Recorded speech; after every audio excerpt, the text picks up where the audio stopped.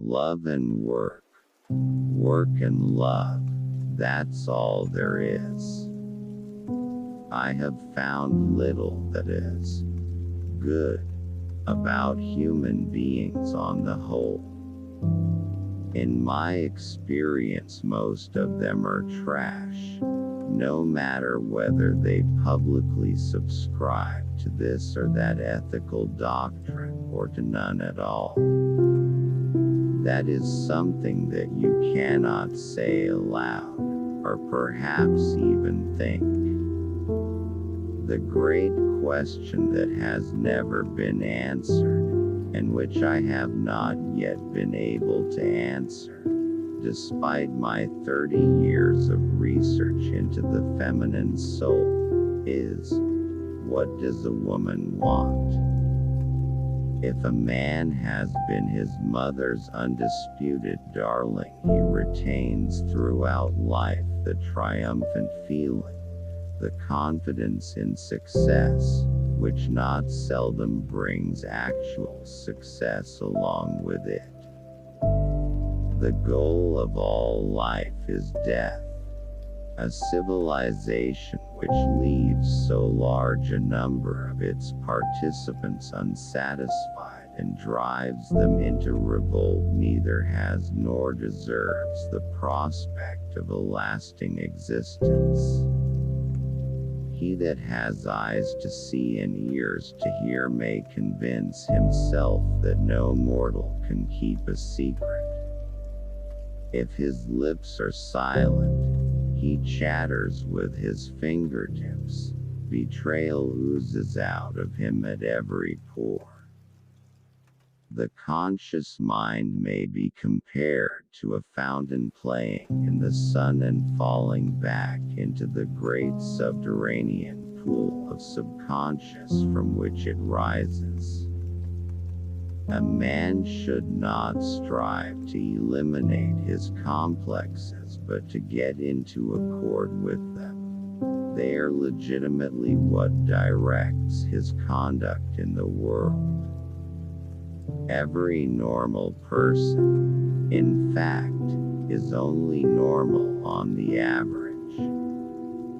His ego approximates to that of the psychotic in some part or other, and to a greater or lesser extent. Man has, as it were, become a kind of prosthetic god. When he puts on all his auxiliary organs, he is truly magnificent, but those organs have not grown on him and they still give him much trouble at times. The tendency to aggression is an innate, independent, instinctual disposition in man. It constitutes the powerful obstacle to culture. The psychoanalysis of neurotics has taught us to recognize the intimate connection between wetting the bed and the character trait of ambition.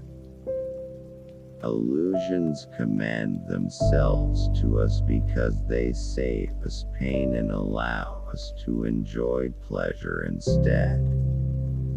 We must therefore accept it without complaint when they sometimes collide with a bit of reality against which they are dashed to pieces. The goal towards which the pleasure principle impels us, of becoming happy, is not attainable, yet we may not, nay, cannot, give up the efforts to come nearer to realization of it by some means or other. Obviously, one must hold oneself responsible for the evil impulses of one's dreams. In what other way can one deal with them? Unless the content of the dream rightly understood as inspired by alien spirits, it is part of my own being. We believe that civilization has been created under the pressure of the exigencies of life at the cost of satisfaction of the instincts. Just as a cautious businessman avoids investing all his capital in one concern, so wisdom would probably admonish us also not to anticipate all our happiness from one quarter alone. Incidentally, why was it that none of all the pious ever discovered psychoanalysis? Why did it have to wait for a completely godless Jew? We have long observed that every neurosis has the result, and therefore probably the purpose, of forcing the patient out of real life, of alienating him from actuality. Thanks for watching. Please subscribe.